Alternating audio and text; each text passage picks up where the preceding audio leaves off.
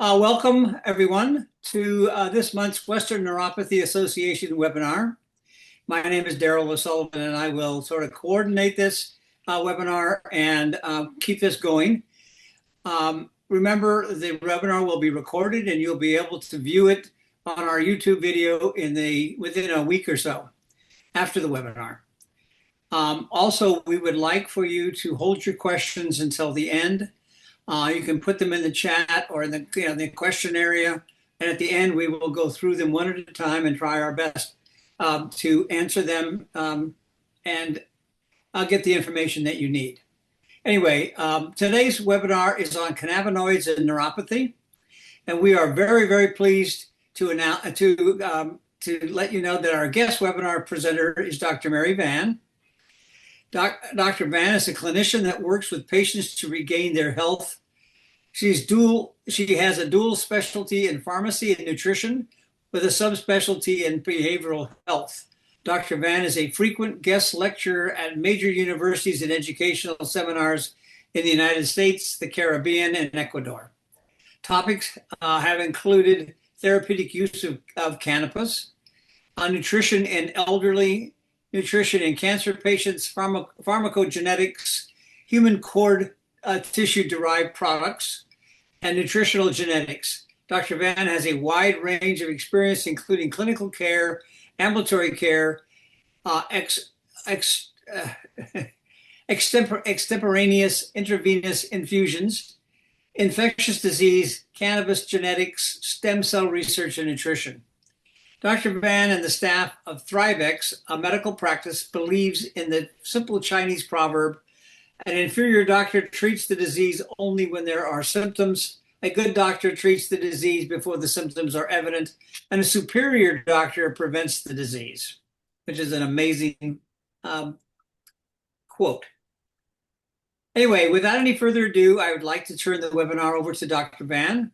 Welcome, Dr. Van, and you have the screen, so to speak.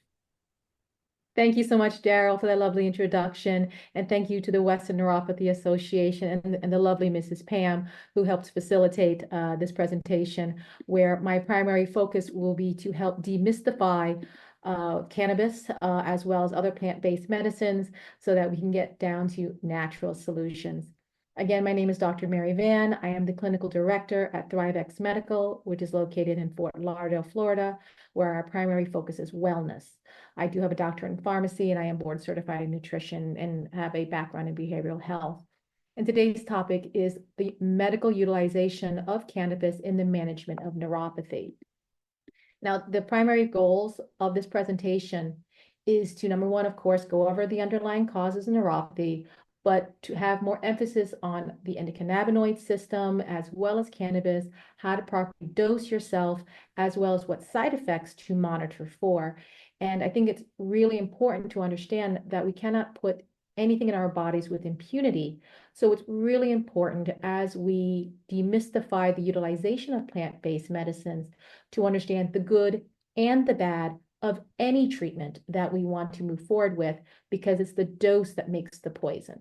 So with that being said, I did want to jump in a little bit about neuropathy. And it's to understand that, number one, neuropathy is not a disease by itself. It's actually a side effect of other diseases, kind of like dementia. Dementia is not a disease. It's a side effect of other diseases. And pretty much what neuropathy breaks down to is a simple misfiring of nerves. And there are many different reasons that can cause these misfires. For example, diabetes, one of the leading causes of peripheral neuropathy in the United States, as well as cardiovascular disease and blunt force trauma, shingles, chemotherapeutic agents, pharmaceutical agents that treat diabetes, ironically, can cause peripheral neuropathy in its own right. For example, metformin. Metformin, by definition of how it works, unfortunately, has a tendency to steal B12 out of the system, and that immediately causes neurological damage.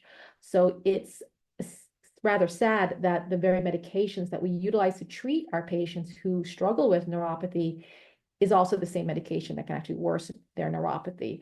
So it's really important to understand underlying causes, because if we can we can improve the patient's blood sugar levels, we can improve their cardiovascular health, their peripheral vascular diseases.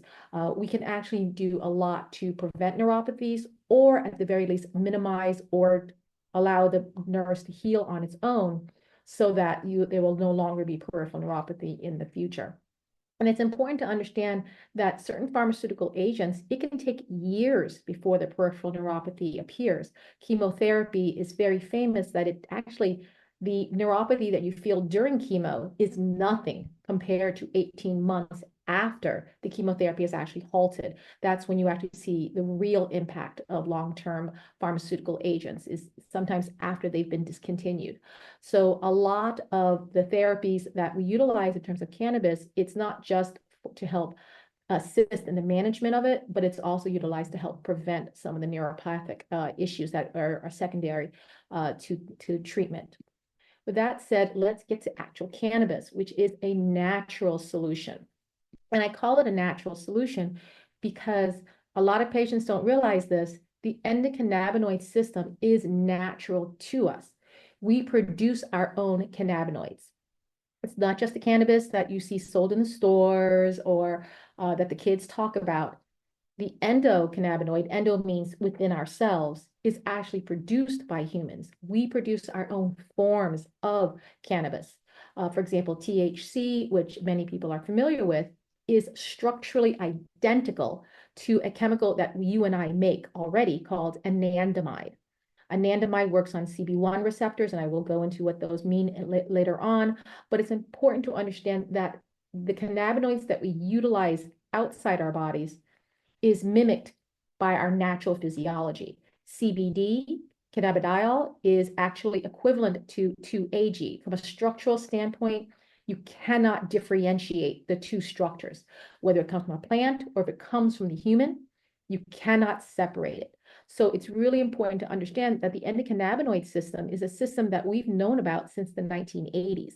It's just unfortunate that they do not teach the endocannabinoid system in traditional medical schools or any types of health professional schools, which is the reason why I'm really excited about coming here today, because you get to actually learn something that most physicians and clinicians have absolutely no clue about because they've never been educated on it, which is one of the reasons why there is such a prejudice against cannabis, is due to simple lack of education. So let's get right down to what endocannabinoid systems are for. And as we progress through this lecture, you'll understand that it's utilized by the body as a homeostatic regulator, which means your body utilizes the endocannabinoid system to return to balance. Now, when it comes to the endocannabinoid system, we find receptors for anandamide, equivalent to THC, and 2-AG, equivalent to CBD, throughout the entire human body. In fact, we find it in every single system except one. And it's found in, well, it's not found absolutely none, but it's such a minimal amount that it doesn't really register. And that is in the brainstem. This is the one location that the endocannabinoid system does not have a huge impact on. And that's the reasons why that cannabis cannot cause respiratory suppression or cardiovascular suppression, because it's not located in the brainstem. And that's a really important as we go along and talk about side effects and lethal doses. When it comes to the endocannabinoid system, every single organ in your body utilizes it. In fact, you can't even get pregnant without the endocannabinoid system, as anandamide works with the egg to help select the proper sperm.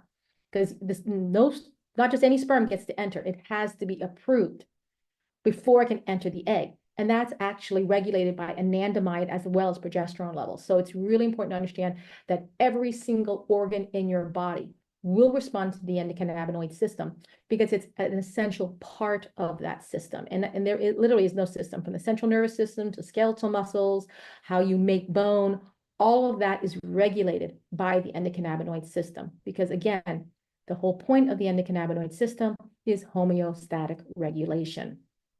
In terms of cannabis itself, how does cannabis work? So it's very simple. Cannabis mimics the body's normal physiology.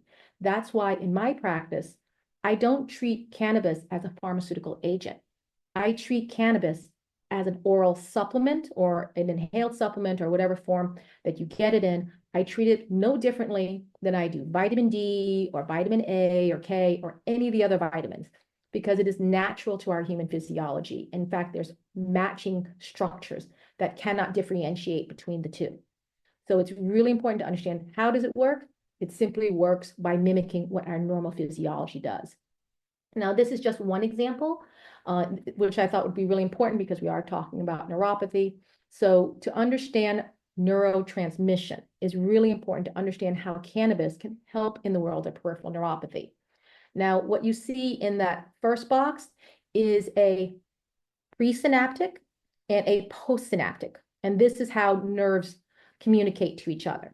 Now, in traditional neurotransmission, things normally go from presynaptic to postsynaptic. So the top has to talk to the bottom and tells it what to do. For example, and this is the reverse of how cannabis works. Cannabis works in the reverse direction. Instead of working from top to bottom, it works from bottom to top. And I'm going to show you an example. So let's say your body is exposed to a flame. Your body will send chemical messengers up going, hey, there's an owie down here. And what's going to happen is the presynaptic cleft is going to release calcium, and the calcium is going to stimulate an amino acid called glutamate. Glutamate is the great instigator, and what it's going to do is it's going to instigate a neurological response. So this is normal neurotransmission. Communication, there's a problem, and so the presynaptic comes downward, releases calcium, which releases glutamate, and the glutamate, which is the great stimulator of your physiology, begins to stimulate the firing of the nerves. In the world of cannabis, how it works in terms of retrograde meaning backwards, is that as calcium levels begin to build up and your nerves are just firing and firing away, the endocannabinoid system begins to release 2-AG or anandamide or other types of cannabinoids to help reach out to the CB1 receptors, the cannabinoid receptors located on the presynaptic cleft. And what that cannabinoid receptor is going to do is the first thing it's going to do is going to shut down that calcium.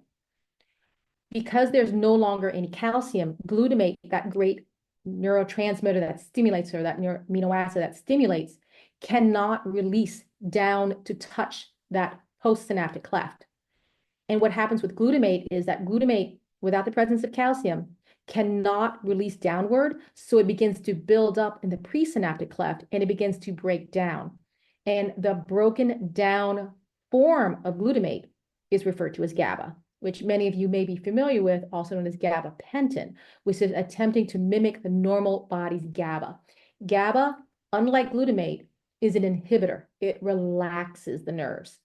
And what that does is it halts the neurotransmission that triggers those firing. And this is what happens when the cannabinoid system is in balance.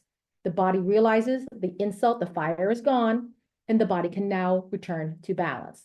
And that's just one simple example of how the endocannabinoid system works in terms of neuropathy. And understanding this mechanism, you can better understand why cannabis is such an ideal treatment choice or a management choice for neuropathic pain, spasticity, anorexia, and nausea, amongst many other conditions. And this is just a snapshot of many of its abilities. When we talk about cannabis, it's very easy to get confused because you hear a lot on the news.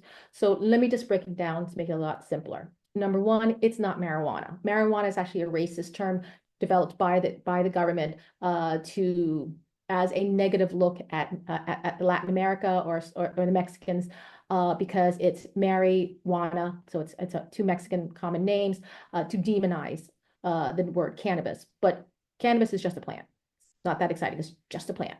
The plant's genus is called Cannabicea, which develops into cannabis.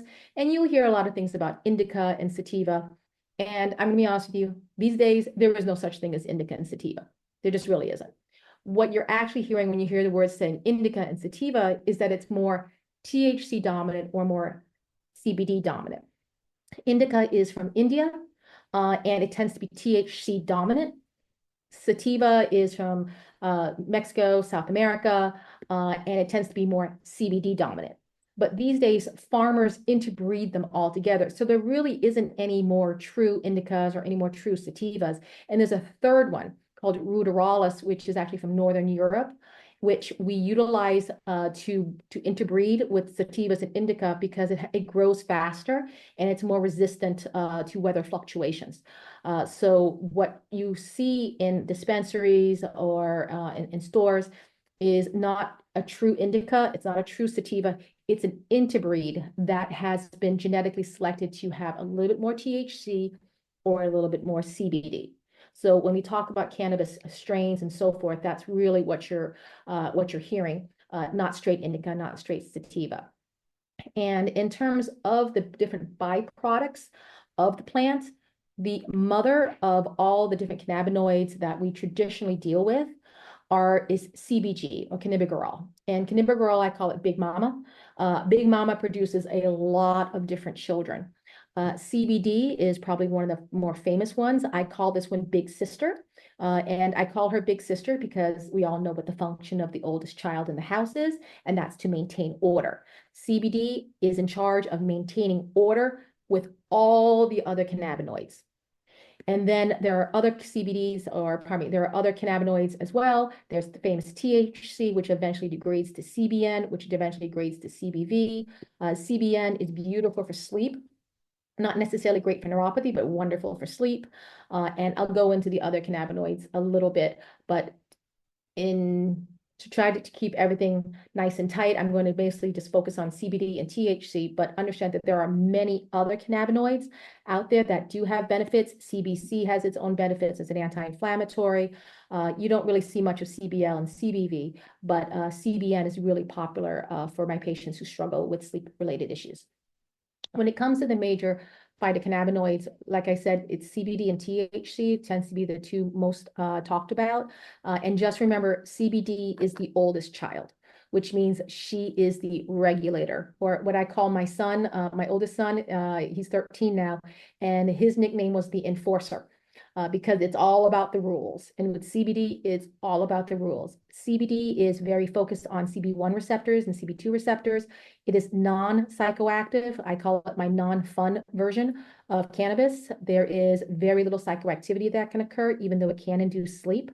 Otherwise, it's primarily an anti-inflammatory as its primary function when we try to help with management, as well as an anti-inflammatory and immunoregulatory agent. Later on, if you have a moment, go back towards some of the slides and you'll see that CBD or CB1, CB2 receptors are involved in bone production. So we'll actually utilize CBD to actually help with osteoporosis and osteopenia as well. THC is the more famous version of the two girls. I call her the youngest child. And just like my youngest child, it does have a tendency to get you in trouble if you don't know what you're doing. THC was identified in 1964. It is psychoactive in its heated form. In its raw form, just as a flower by itself, it's a lovely digestive aid, but it doesn't have psychoactivity until you raise the temperature to 121 degrees Celsius. At that point, you activate it, and it begins to have its more famous psychoactive effects. So it does have, like I said, it does have qualities in its raw form, but mostly it's for digestive health. It's an old-fashioned Jamaican trick. They would just take cannabis leaves, boil it in hot water, which is never going to get up to 121 degrees, and the children would just drink it as a digestive aid. When it comes to symptomatic support, and I tell patients, we always have to say symptomatic support because in the United States, you cannot legally say it treats anything, because treatment is a federally awarded term. We say it supports, we say it's part of a toolbox, but it's actually against the law for us to say it treats anything. And that's because of its federal status, which still remains federally illegal. So a lot of times you'll see me trying to catch myself before I say the word treat or anything like that, because I'm not allowed to say that. So you'll hear me say a lot of the words support, assist, utilize in partnership with, because those are the lingos that we are restricted to utilize when we talk about cannabis or any other types of psychedelics. When it comes to pain management, and I've seen this quite a bit in my own office setting, I have a lot of cancer patients. I have a lot of patients with chronic pain, multiple sclerosis, and many other types of neurological conditions.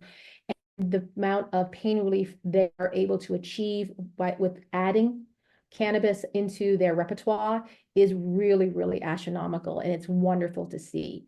But not only does it work independently to help patients struggling with those issues, it also works beautifully when it's partnered with traditional pain management.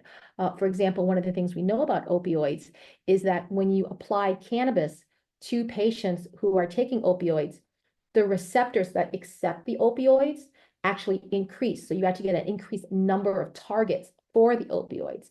And what that results in is actually being able to lower the opioid doses.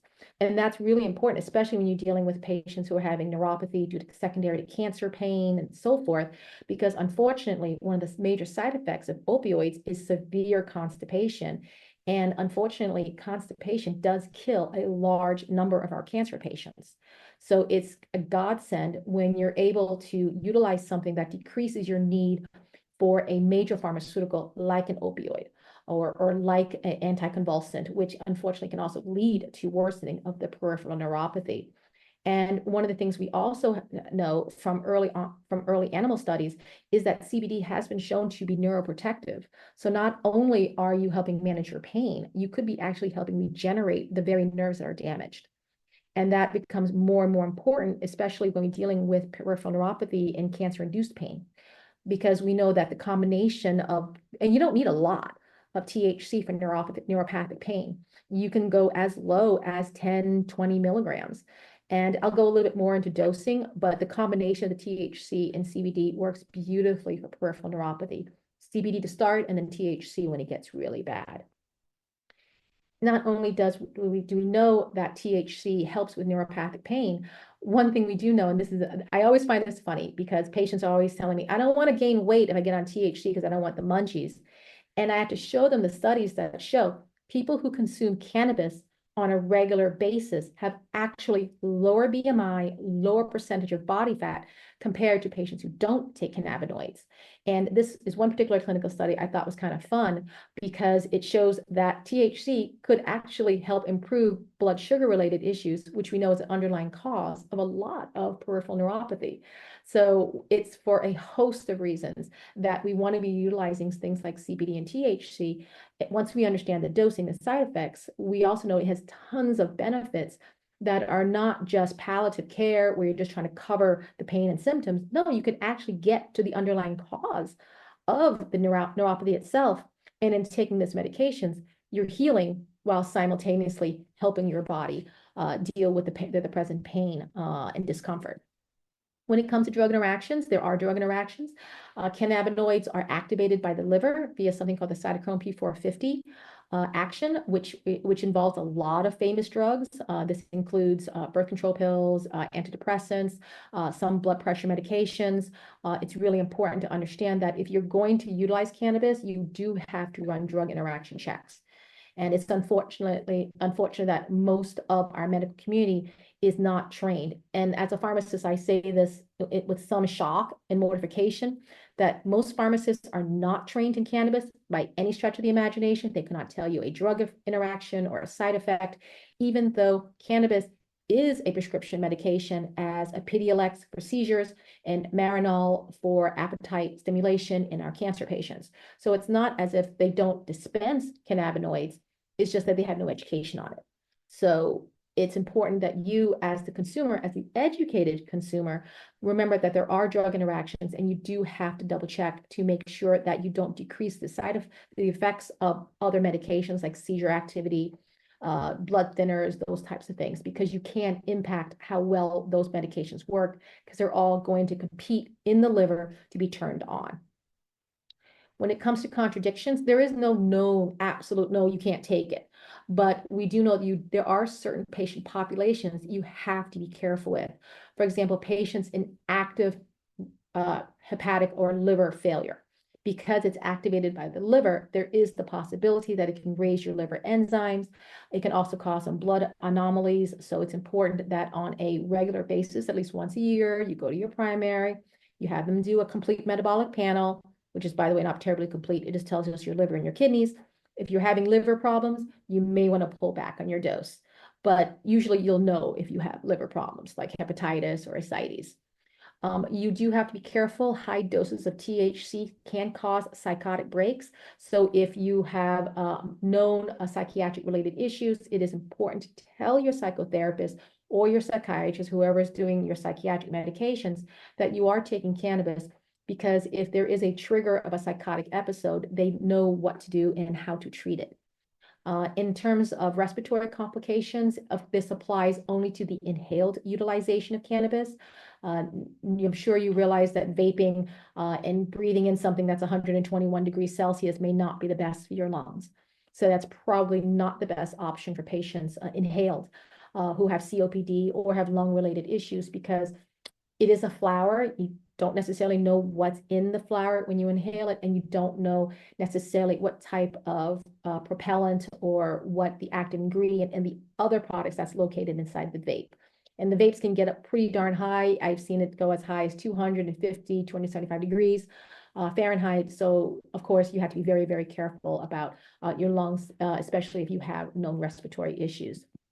And ladies, I'm very, very sorry, but unfortunately, pregnancy and lactation is considered a no-no, which is a shame. The person who was my mentor when it came to cannabis was actually an OBGYN in his former life. And he used to see pregnant women all the time, and he never saw any issues. However, the recommendations that we as healthcare practitioners have to give is that it's a category C, which means that it's not tested in humans. We don't know, but animal studies indicate that it gives a fetus that is very low in birth weight. So that's why we have to be careful. Cannabinoids love fat. It is their favorite thing in the world is fat.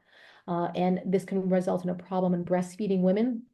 Because of the milk on the breast tissue, it will naturally absorb cannabinoids into the breast tissue. So unfortunately, we cannot recommend cannabinoids in any woman who's either pregnant or lactating. So sorry about that.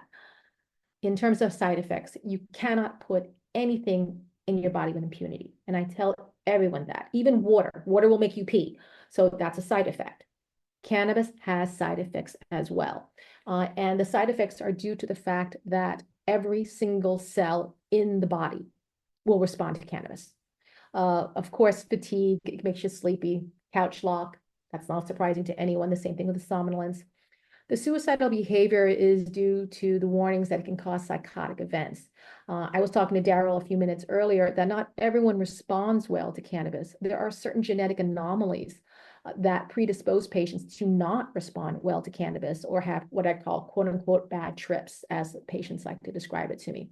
So it is important that if you have a history of psychiatric disturbances or your body has not responded well to other types of psychotropics, antidepressants and so forth, that you're very, very careful before adding something like THC. CBD, not normally an issue, but definitely THC definitely can cause a huge issue.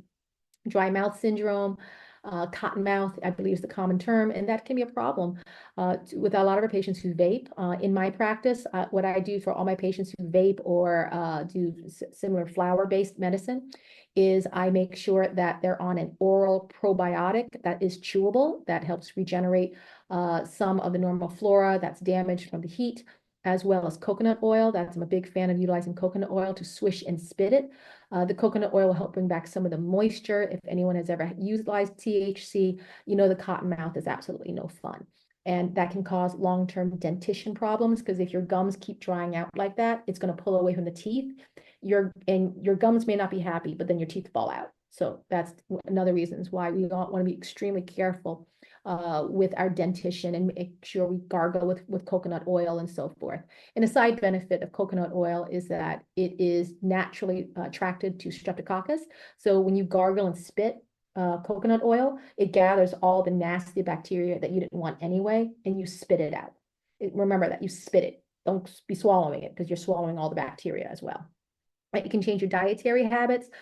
Initially, some patients will have an increase in their dietary intake, but over a period of time, there's suppression of dietary habits. In fact, Canada has been researching CBD as a diet, as an appetite suppressant.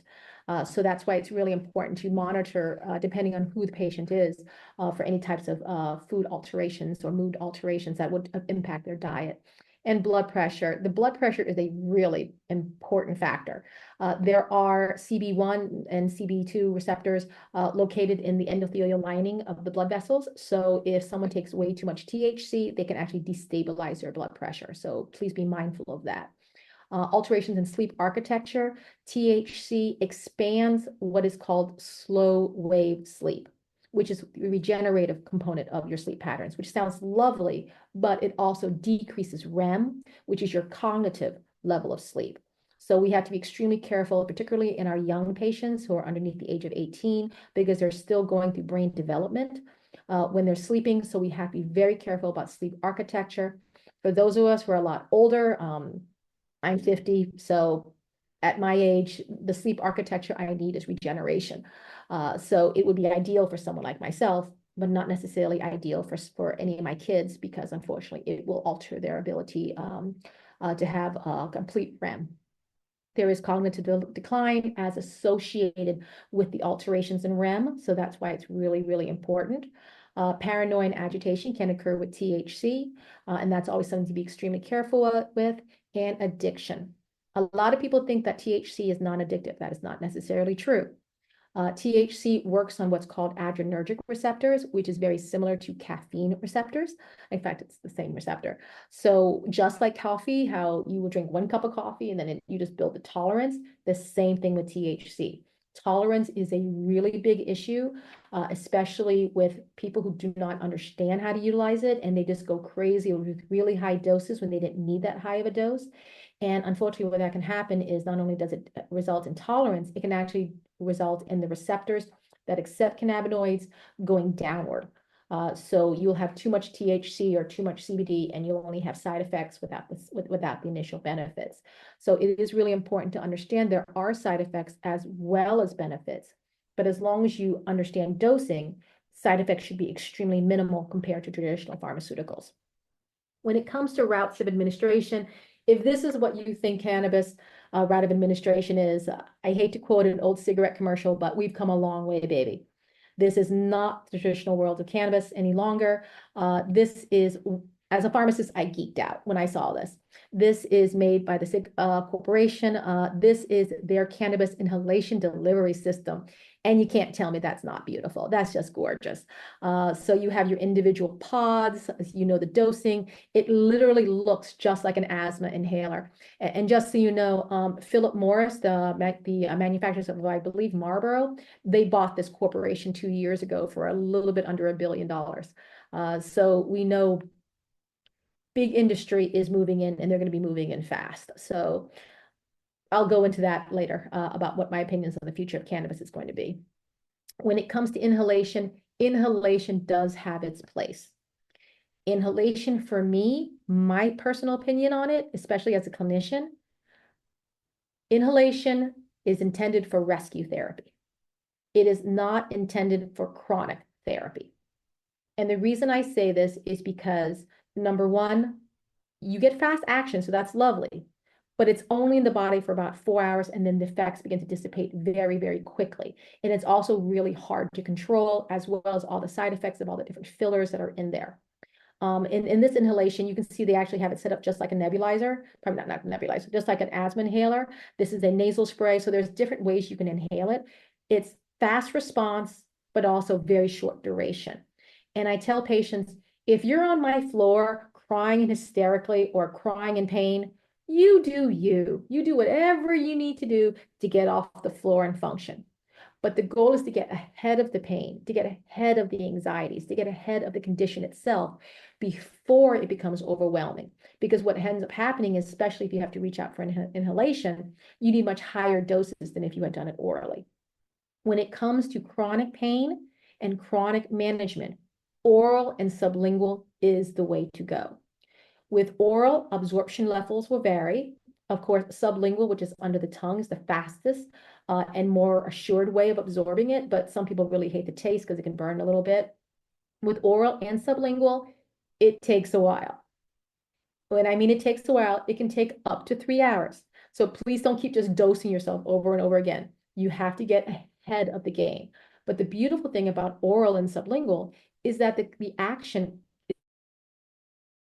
is as I mentioned earlier, cannabis loves fat. And there is tons of fat in your digestive tract. So what happens with the cannabinoid is that it leaves the GI tract, it enters the blood vessels, but then it runs right back to the GI. And what occurs is what we call multiple peaks, or in lay terms, as the kids would say, multiple highs. So what you end up getting is a lot more pharmaceutical benefits. And the beautiful thing is you actually need lower doses. For example, in my office, I do help patients with Parkinson's tremors. You don't need a lot for Parkinsonian tremors. 2.5, 5 milligrams every 6 to 8 hours helps control those tremors so the patient can lead more active lives and not be scared of falling. So that's why I'm a huge proponent of oral, because you don't have to deal with all the fillers and all the nastiness of the heat, while simultaneously you get more bang for your buck, just simply because it lasts longer. There are topical utilizations. I was talking to Daryl earlier. You in California are very lucky. You have access to a lovely company out there called Mary's Medicinals, or Mary Queen of the Patch, as she is often known. She's won many awards for her patches. She makes THC patches, CBD patches, and they're wonderful products. One of the best things in the world for shingles, for future reference. And I'm just really sad because Florida is a very immature market. We have only medical cannabis, and even medical cannabis we have, it's so primitive. It's so hard to get decent flower out here that it's kind of, I tell my patients beggars can't be choosers half the times when it comes to our cannabinoids. But out in California, you guys are a lot luckier. Topical creams and transdermal patches can work beautifully depending on what your goal is. Just remember that with topical creams and gels, they don't penetrate like other creams and gels from other types of agents in it. And that's because cannabis loves fat. And because it loves fat, it has a hard time penetrating that layer of water on our skin. THC struggles a lot, CBD not as bad, but you can still get THC absorption through the skin via patches. In fact, this is actually, I think I may have kidnapped that from Mary's Medicinals. What I tell a lot of my patients to do with that patch on the far right is cut it up. If you're trying to use it for sleep, just cut it up into 4 pieces and just toss a patch behind your ear. And you don't need to use a whole lot. So that's been really successful for a lot of our patients. And it's often also really wonderful for shingles, for neurological pain secondary to shingles. You place it as close as you can to where the shingle pain is located, toss the patch on, and you got 10 hours of wonderful relief. When it comes to different types of cannabinoids, oftentimes you'll hear about strains and species. The technical term is actually cultivars. There are many different cultivars, and there are as many different cultivars as there are roses. And I have to tell you, as a pharmacist, it is so much more fun recommending cannabinoids than it is traditional pharmaceuticals. So instead of telling someone to take more hydrochlorothiazide, a hydralazine, a hydroxyzine, which are all tongue twisters, I tell them, you know what you need to do? You need to run out and get some lemonade and some Blue Dream, and the names are fun. And I laugh because a couple of years ago, I grew up in California. One of my friend's father was a police officer, and he used to take me home in his patrol car. Now that he's struggling with prostate cancer, he's calling me up and asking me what strains he should be getting. And I just laugh because I'm telling a police officer, oh, by the way, you need to go pick up some Blue Dream to help you sleep. You need to pick up some Durban Kush to help you be active during the daytime. So there's so many different strains, and they do so many different things. Now, if you're going to a dispensary or a store, it's funny because I was telling someone the other day, what you and I used to call potheads back in the day are now our cannabis sommeliers, and they're very lovely. In fact, my approach to healthcare completely changed after visiting a cannabinoid facility. And it was interesting because I walked into Colorado when I was training, and I walked into a cannabis dispensary, and there's like the Grateful Dead, and there's a really nice kid with dreads and big hat, and I walk in and I kind of chuckle to myself because it's not what you expect from a medical facility. But I walk in and the kid says to me, "Hey, what's your problem? What you looking to do? What are your goals? What is it that you want?"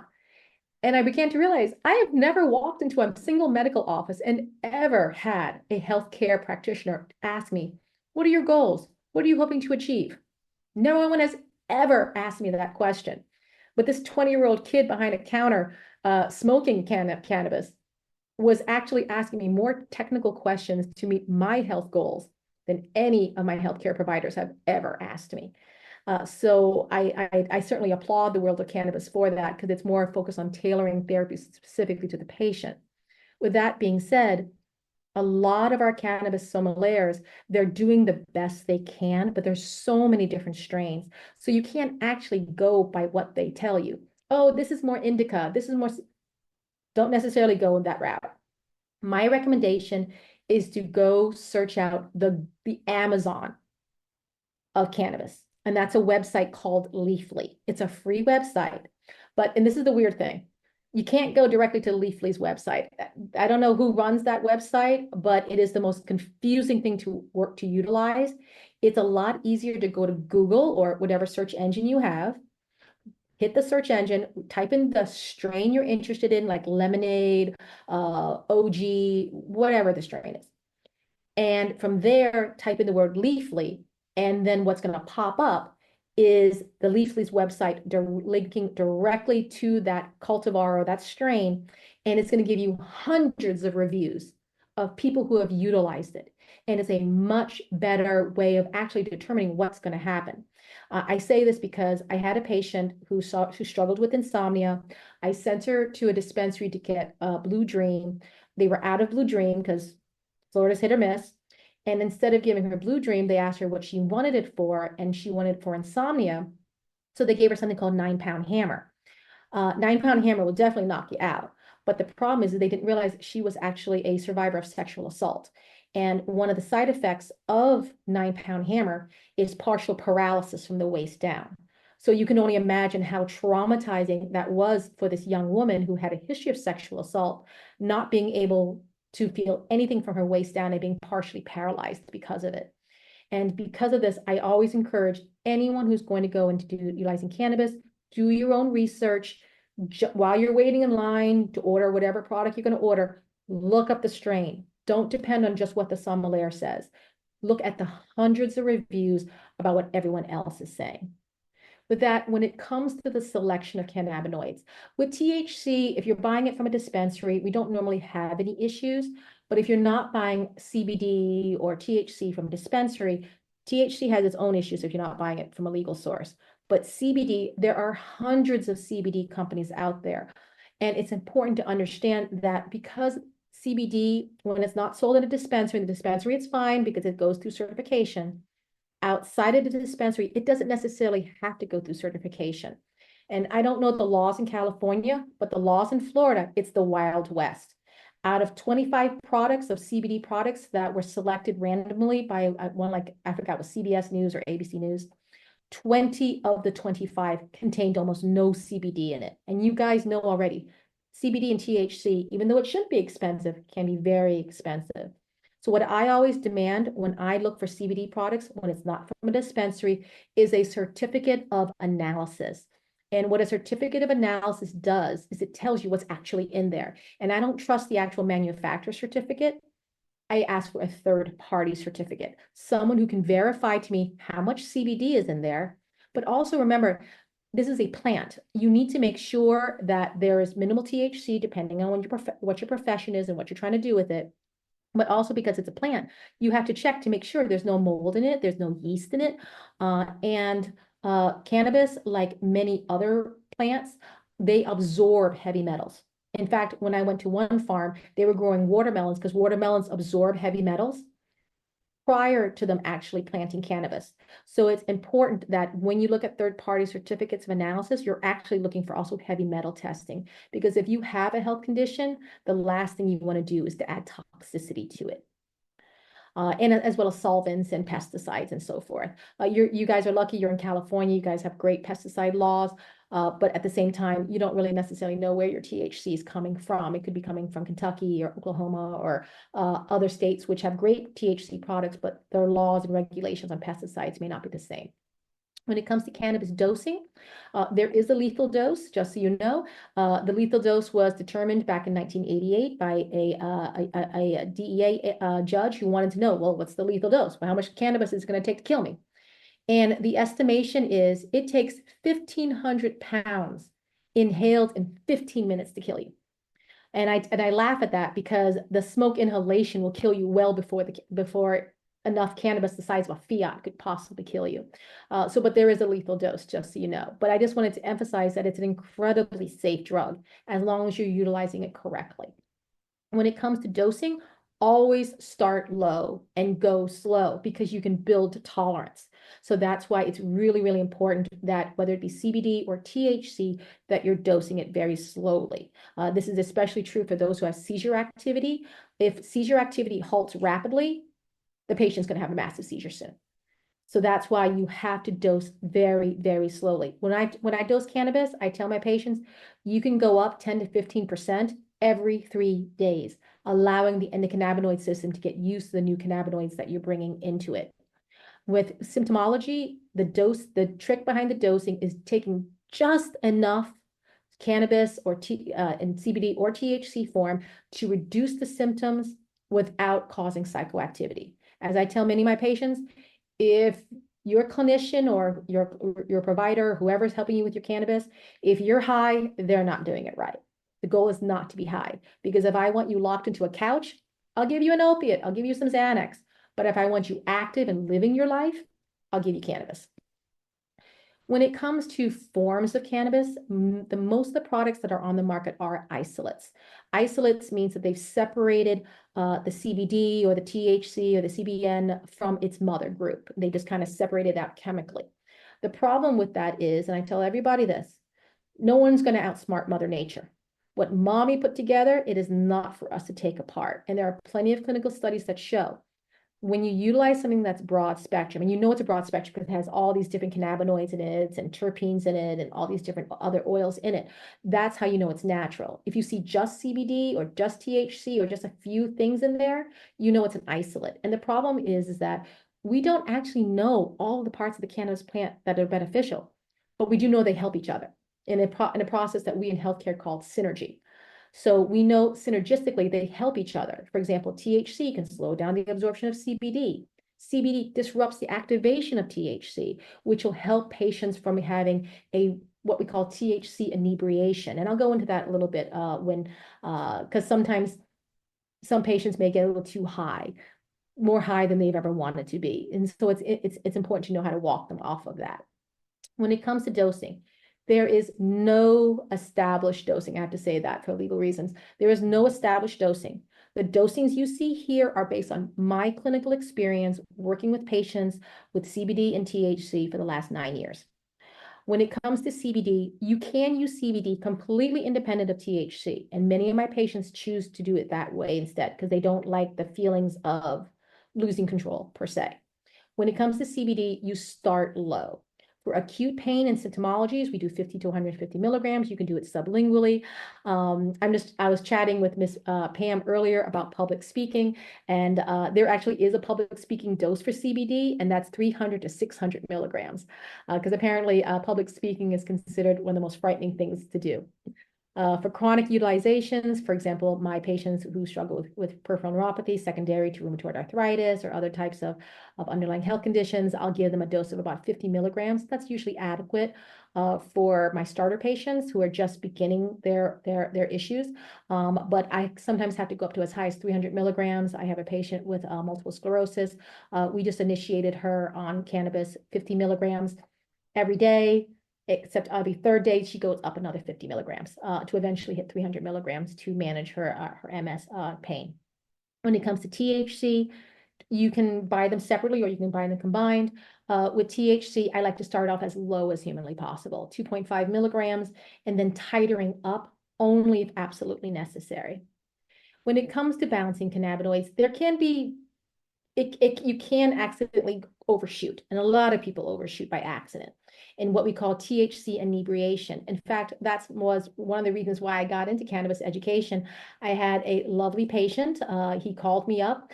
His wife, who was not my patient, had gotten a medical cannabis card here in the state of Florida because she had cancer. She didn't know anything about cannabis, but she showed up to the dispensary. They didn't know a whole lot about her other than the fact that she had cancer. So they gave her something called Rick Simpson oil. For those who are not familiar with Rick Simpson oil, it's really concentrated, 1,000 milligrams in a milliliter. This patient was not given any education. She took the entire syringe, 1,000 milligrams in a 64-year-old cannabis naive woman. Her husband called me on her third day of her hospital admission. They could not stabilize her blood pressure. He called me up because he didn't know what to do because she was just not in a good state. And basically what I ended up giving her was about 300 milligrams of CBD dosed every 6 hours. It took about 18 hours for her blood pressure to begin to normalize, and she was discharged within 36 hours after that. But that's actually the reason why I got into cannabis education, and why I emphasize so much the need to go to websites like Leafly and educating patients, because unfortunately, a lot of clinicians, that even though they're approved to give out the cannabis cards, they have absolutely no education on actually how to prescribe it, just on the legal ramifications. The duration of intoxication can definitely vary based on the patient's liver and their THC tolerance levels. And it's just really important that if someone's going to do THC, that they have a bottle of CBD laying around the house, just to help them in case they ever get a little too high. Legal implications, because there are legal implications. I emphasize again, cannabis is federally illegal. It is state legal. So therefore, no federal programs will cover you. That includes workman's comp. If you are injured at work, your employer may have absolutely no problems whatsoever with you being on cannabis, but be aware that workman's comp has every right to deny it, because workman's comp, as well as the American Disabilities Act, are federal benefits. So therefore, it can put you into legal jeopardy. So please be mindful of that. When you do CBD and THC, I am a huge proponent of CBD and THC, but I always give that caveat, because the last thing I want is for our patients to be in trouble.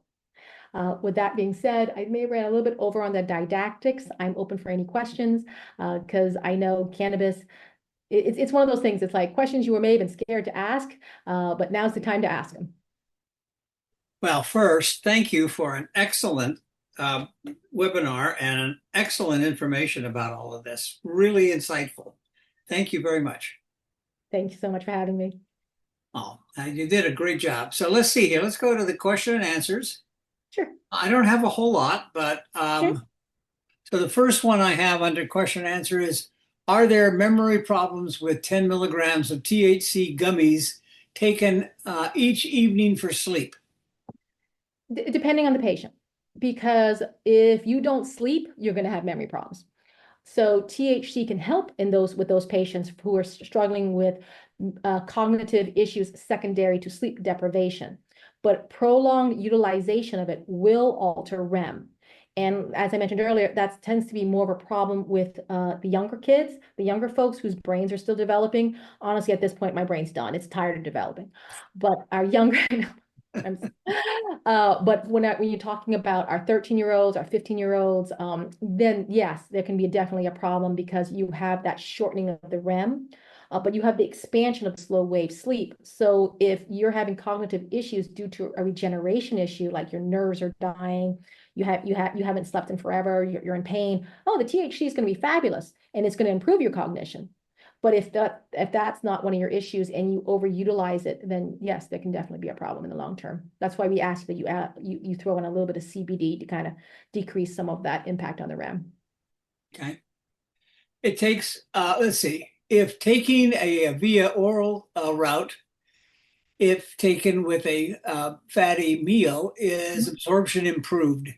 Dramatically improved. In fact, there was a famous RN who made ice cream with CBD in it for cancer patients. Though I'm not a big fan of giving sugar to cancer patients, it certainly does increase its absorption levels. You can also utilize other things to help increase its absorption levels. For example, mango ice cream. Mangoes contains a terpene, which is an oil that's the smell you smell. That particular terpene pushes the THC deeper into the brain. It's so you can actually utilize fats, and you can utilize oils to actually increase penetration. Terpenes and terpenoids, that's the smell. That's the aromatic smells you get from cannabis. Those aromatic hydrocarbons, what causes the smell, have medicinal benefits in their own right. So you can utilize fat to increase the dietary absorption of it and to help it absorb it faster. And you can also utilize things like mango, you can use peppers, you can use a whole host of terpenes to drive it deeper into your brain. Wow. Does taking gabapentin make the peripheral neuropathy worse? All anticonvulsants can technically cause peripheral neuropathy. That's the side effects. And one of these days, I'm going to do a webinar where it's going to be called Tales of the Script. You'd be surprised how many pharmaceutical agents that you take can worsen your actual condition. And if you read up on the side effects of anticonvulsants, suicidal ideations, worsening peripheral neuropathy, morbid obesity, and so forth is unfortunately one of the side effects of traditional pharmaceuticals. Mm. Many of us are on Eliquis or other blood thinners. Should we avoid cannabis use altogether, or can we use moderate amounts? Consistency is everything. I'm always startled as a pharmacist when I run across patients who tell me, oh no, my doctor tell me I can't eat green leafy vegetables because I'm on warfarin. And I just looked at them and I says, what would your grandmother say? Because no grandmother would not tell you, eat your vegetables. With when it comes to blood thinners, when it comes to drug interactions, consistency is everything. If you're on warfarin blood thinner and you want to eat broccoli and spinach every day, go for it. But you got to do it every single day for consistency. The same thing applies to Eliquis. The same thing applies to any other drug interaction. If you're going to do it, you got to be consistent about it. Because if you vary it, you're either going to increase or decrease its effectiveness. Okay. Only cannabis, only cannabis for PN that won't negatively impact IBS-C. Oh, cannabis is amazing, and I don't have time to hit over the irritable bowel syndrome. But one thing we do know about CBD, not necessarily THC, but one thing we know about CBD is when it comes to IBS or digestive issues, there's something called zonulin. Zonulin holds the cells of the digestive tract open. One thing we know about CBD is CBD actually helps zipper that shut.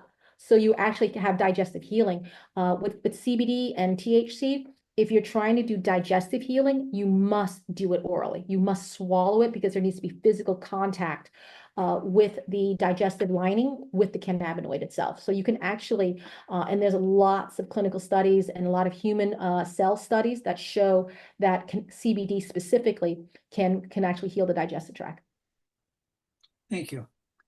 Next is I take Papa and Barkley topical 3 CBD to 1 THC. It is fantastic, but it must be applied 3 times a day for effect. And it just says thank you. So, I mean, I don't know if you want to comment on it. What I'm assuming is you're looking for longer activity. That's when you would have to go oral. Topical is lovely, but just like any other routes, it does have its issues. Oral will always give you better consistent levels. Okay. And you can dose it once a day or twice a day versus 3 times a day, which which certainly can be messy when you're dealing with topical creams. I have, I'm not sure what this means. So somebody who wrote this in maybe needs to clarify it. Any, not only. And then I think it relates back to only cannabis for peripheral neuropathy that won't negatively impact IBS. I think it's the same individual. So any, not only, I don't know what that means. So we'll wait till maybe we get a little more clarification. Yeah, I would probably say we need a little more clarification because cannabis has lots of healing qualities when it comes to the digestive tract. THC, you can have nausea and vomiting. It's called cyclical vomiting syndrome. It doesn't happen very often. It's a very rare group of patients, but it can certainly happen. But if we're talking about straight up IBS, constipation, and diarrhea, it has more healing properties than negative properties. Okay. I'm going to move over to the chat and see if I can find any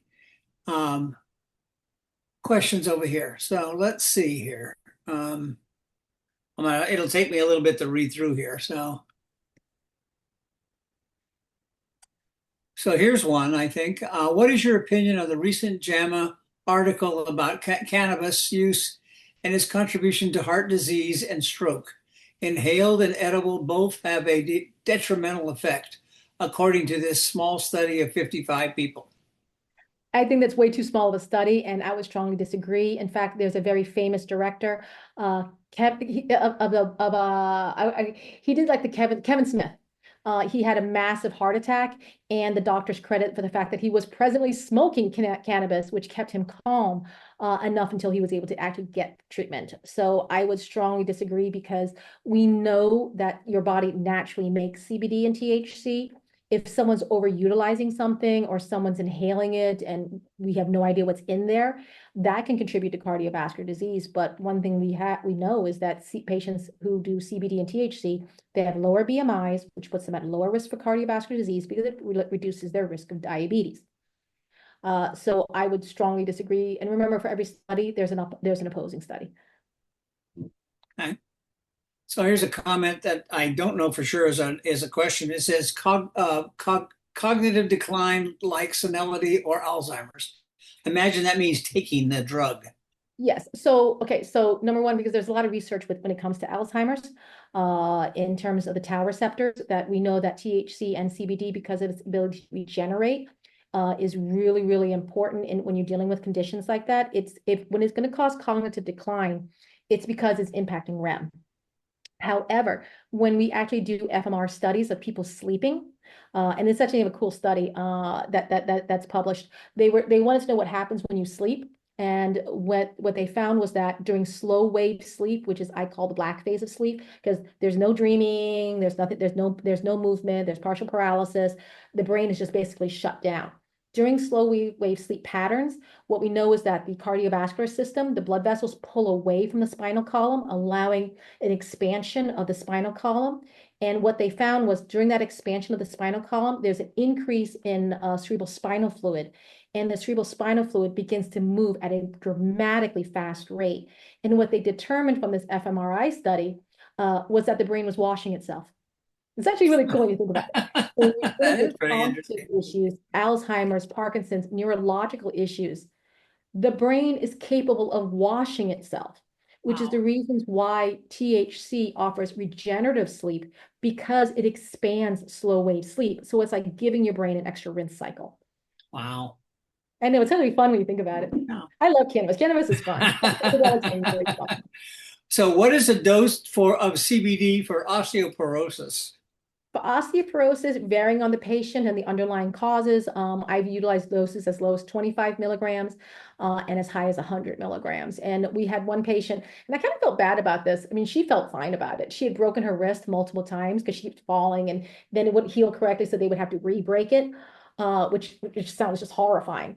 And we had her on CBD for about 6 months, and she actually got an extra little bit of bone. It was like an extra bump. That's how much bone production there was. And she was like, I'll learn to live with the bump. At least no one has to break my wrist again. It's the little things. Yeah. Can CBD replace drugs like Cymbalta?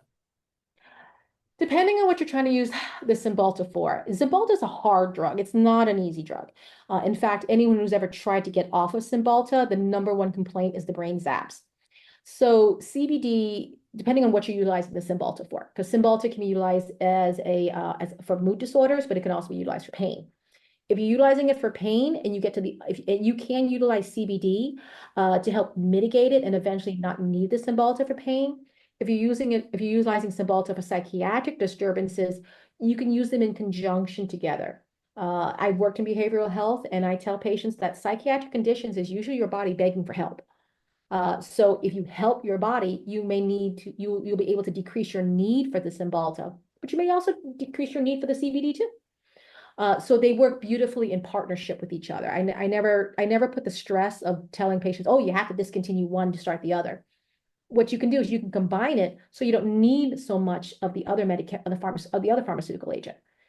And then you just go up. So I have patients who struggle with major anxiety disorders, and sometimes it's digestive. We help with their digestive tract utilizing the CBD, help us manage some of their anxiety over a period of 6 months. They are physically healthier and stronger with a combination nutritional supplementation as well as CBD. So their need for anxiety medications go down until eventually you no longer need it anymore. Oh. Oh, here's another comment. Blood pressure disturbances elevate or lower blood pressure? Both. It can cause both, because your body, it tries to maintain homeostasis. So initially, the cannabis can drop the blood pressure, but your body's natural response is to jump it back up. So ping-ponging blood pressure can definitely occur in our patients who have unstable blood pressure. Just because you're on blood pressure medications doesn't mean you can't take cannabis. It just means you have to be careful about it. But you may find, as some of my patients find, when they do the CBD, they don't need as much blood pressure medicine. And so the blood pressure medications begin to work too well. So basically I tell them, well, go talk to your primary about lowering your dose of blood pressure medicine. And that's a beautiful thing to be able to say. You don't need so much of the pharmaceutical stuff. You're doing fine. Some people cook with THC butter. Yes, we normally recommend people utilize it in foods, especially if they need to take it on a regular basis or they are cannabis sensitive. There are patients who have struggled taking cannabis. They have to work their way up, putting it in butter, cookies, oils, really simple. I have a lot of patients, they overbuy like crazy. And I tell them, cannabis therapy doesn't have to be expensive. If you can do math, you can cook with it. For example, Rick Simpson oil is about 1,000 milligrams in a tiny syringe that costs about 50, 60 bucks. Take it home with you, put it in your cookie batch, and just remember it's 1,000 milligrams, so divide your cookies and do your math. If you bake a dozen cookies, divide it by 12, and then you get your dosing. So you can actually significantly improve the edibles and do it in a very cost-effective manner. I think this goes back to what you said earlier, and that is it. I take gabapentin for my neuropathy. What gives? I think he's worried about that. It's a double-edged sword. It is all pharmaceutical agents are double-edged swords. Even natural products like cannabis is a double-edged sword. And I always laugh because the problem with healthcare is no one reads. None of the clinicians read. I mean, seriously, they just don't read. It's the manufacturers people think that big pharma lie. They don't lie. They have enough lawyers. They don't need to lie. It's all written in tiny itty bitty print that nobody reads. If you read up on the side effects of gabapentin, it'll scare the willy-nillys out of you. Okay. Sorry if you covered this and I missed it, but how about those of us who are on Lyrica already? Contraindications? Question mark. Not exactly contraindicated, but just like blood pressure medications, any other medications, the beauty of adding cannabinoids to Lyrica is that you may end up needing less Lyrica. And Lyrica is not an easy drug to take. It's a brutal medication, especially for the ladies. Lyrica, like 25 milligrams, 50 milligrams of Lyrica, you'll watch a woman drop like a rock. So utilizing CBD and THC in combination with other pain management medications, you end up needing less pain management medications. I have patients who take Xanax, for example, for their anxiety-related issues and for sleep. And I tell them, look, you take Xanax and temazepam and these benzos on a regular basis. If someone takes it away from you, you're going to drop dead of a seizure. Versus CBD, THC, you're not going to drop dead of a seizure. You'll have some miserable nights, but you're not going to die. So it's nice to have something like a cannabinoid along with Lyrica, because at least with the cannabinoids, it can actually get to the underlying cause of the actual neuropathy that you're taking the Lyrica for, or at the very least, decrease how much Lyrica you actually need so you actually can go out and function. And I tell people that all the time. If you're on a couch, locked up, locked on your couch, someone's not doing their cannabis therapy correctly, because I can leave you locked up on a couch on just Lyrica and Percocet. It's much better to have the patients being able to go out and live their life on something like CBD and THC instead. Okay, thank you. So with patch application, is it beneficial to apply it to your hands or feet with neuropathy? It depends on where the neuropathy is located. For some patients, they have neuropathy in their backs or shoulders. You want to put it as close as you can to the area of interest. But with that being said, though, you also have to be careful with the thickness of the skin. If you have head to toe pain, it doesn't really matter as much. So we tell you to put it as thin of a layer of skin as possible. That's why I was mentioning putting it behind the ear. For sleep, you can take the patch, break it up into tiny little patches and toss it behind the ear, on top of the foot, on the wrist. Really where the skin is as thin as possible is where you want it. Okay. And that Thank you. helps with penetration because it prefers fat, and there's a lot of like the front of my arm, it's a lot of layers of water versus on my wrist, it's such thin skin, there's not as much water that the cannabinoid has to fight through. Okay. It says, I'm sensitive to taste and don't like fruits. What do you recommend for oral use? Well, luckily you can buy cannabis in its oil form and then make it into whatever flavor you like. In fact, there's a, uh, academically speaking, I had a patient who had a lot of THC flower, and he wanted to know what to do with it. And I was saying, academically speaking, what you could do if you were in Colorado, I would tell you to simply take the flower, grind it down, utilizing one of those old, mortar and pestle things, stick it in the oven for about 20, 30 minutes at 250 degrees Fahrenheit, up to 300. That activates it. Then you pour it into like a little mason jar that has some oil in it, as concentrated as you like, coconut oil, olive oil, whatever you want. And you leave it in there in a crock pot set on low. Now you have cannabis infused oil, and you can flavor it or however you want to flavor it. I know it was actually funny because at the time he was like, "But I live in an apartment complex. Won't people smell it?" I'm like, "That's a good day to fry fish, isn't it?" So I'd ask him how he was doing sometimes. He'd be like, "Oh, yesterday was a fish fry day." I'm like, "Good for you." Of course, I How was thinking, helpful how helpful is CBD or THC for neuropathy caused by a car accident? very helpful because it helps to treat the underlying issues. We know that CBD works to help patients who struggle with inflammatory related issues. So it can help with some of the compression or the impingement. It also helps regrow. It also has been shown in animal studies and in clinical studies to grow bone. So for car accident patients, you're looking at impingement, crushing, and other nerve related issues. So it can be quite beneficial. Okay. Says I have been using CBD regularly for a little while, help with little help. What does it say about the help I should expect if I add THC and what I am in what I take or with what I take? So sometimes THC is necessary. Sometimes you need to bring out the hammer.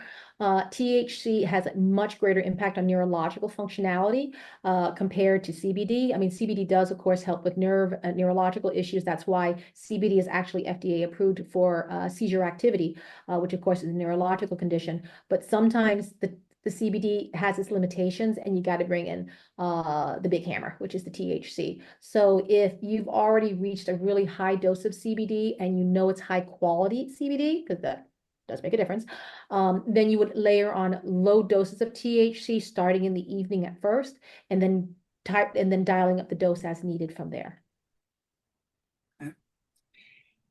If let's see, if treating neuropathy and if trying to avoid sense of being high, what are the major therapeutic limitations, if any, when using CBD but not THC?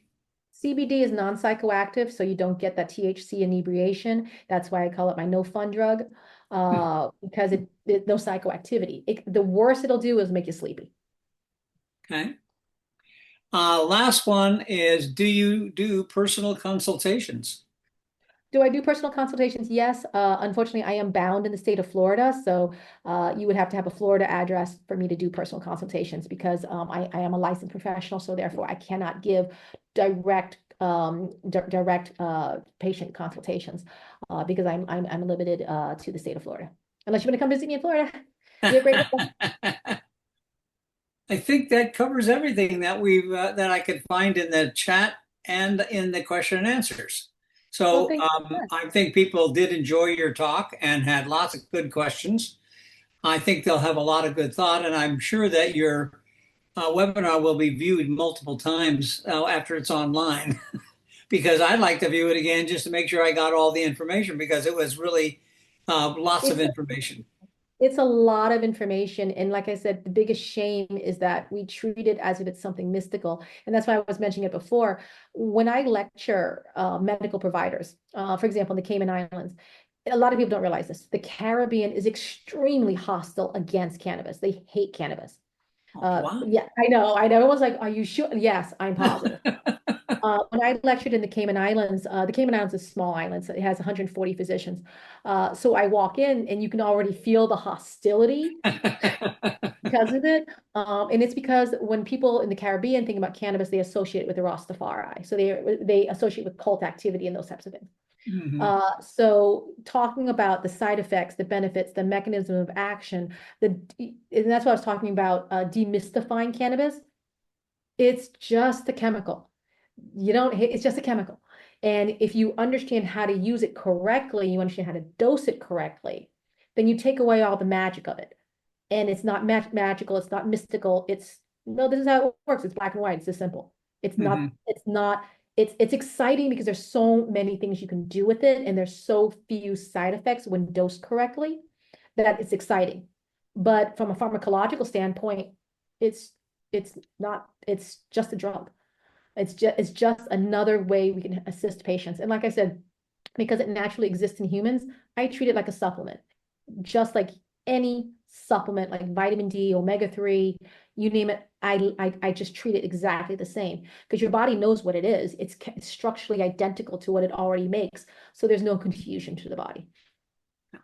One last comment from the chat. Neuropathy sucks! Exclamation, exclamation, exclamation. And I totally agree with them. So I I agree. am so buoyed to hear there are other treatments.